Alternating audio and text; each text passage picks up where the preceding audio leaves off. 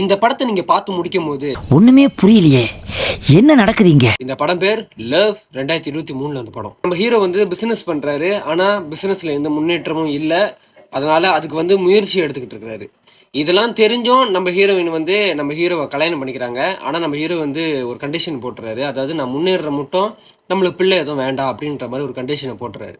ஆனா கல்யாணம் பண்ணி ஒரு வருஷத்துக்குள்ளேயே நம்ம ஹீரோயின் வந்து மாசமாயிடுறாங்க. இப்ப இந்த விஷயத்த சொல்றதுக்காக வீட்டுக்கு வராங்க. ஆனா நம்ம ஹீரோ வீட்டுல வந்து பாத்துக்கிட்டீங்கன்னா தண்ணி அடிச்சுக்கிட்டு கேம் விளையாண்டுட்டு இருக்காரு. இப்ப ஹீரோயின் வந்து அவர் மேல கடுப்புல தான் வராங்க. ஏன்னா அவருக்கு தான் வந்து அவர் பிசினஸ்ல எந்த முன்னேற்றமும் இல்ல, அப்படியே சும்மா இருக்கிறாரு அப்படின்னு சொல்லிட்டு அந்த கடுப்புல தான் வீட்டுக்கு வராங்க. வந்து 2 பேருக்குள்ள ஒரு சின்ன சண்டையில ஆரம்பிச்சு அது ஒரு பெரிய சண்டை ஆகுது.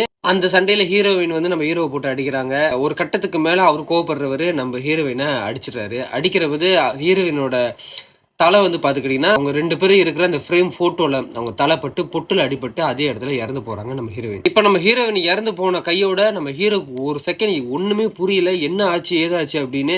ஹீரோ அப்படியே நம்ம ஹீரோயின் உடம்ப பாத்துக்கிட்டு அப்படியே ஓச்சிக்கிட்டே இருக்கிறாரு. திரும்பி பார்த்தா காலிங் பெல் அடிக்குது.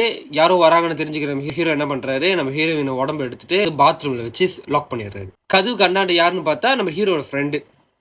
அவன் வந்து ஏதோ வந்து ஃபேமிலி பிரச்சனைல வீட்டுக்குள்ள வரான். நம்ம ஹீரோ வச்சு அந்த தண்ணி எடுத்து அவன் அடிச்சுக்கிட்டு இருக்கான். நம்ம ஹீரோ அப்படியே பதட்டத்துல என்ன பண்றதுன்னு தெரியாம முழிச்சிட்டு இருக்காரு. இன்னைக்கு இவன் வேற வந்துட்டானே அப்படின்ற மாதிரி.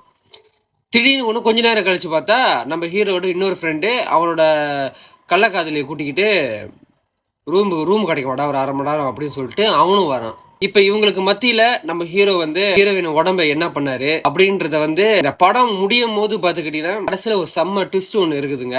ஆனா நீங்க அது வந்து பொறுமையா உட்காந்து நிதானமா யோசிச்சாதான் அது என்னன்றது வந்து உங்களுக்கு புரியும்.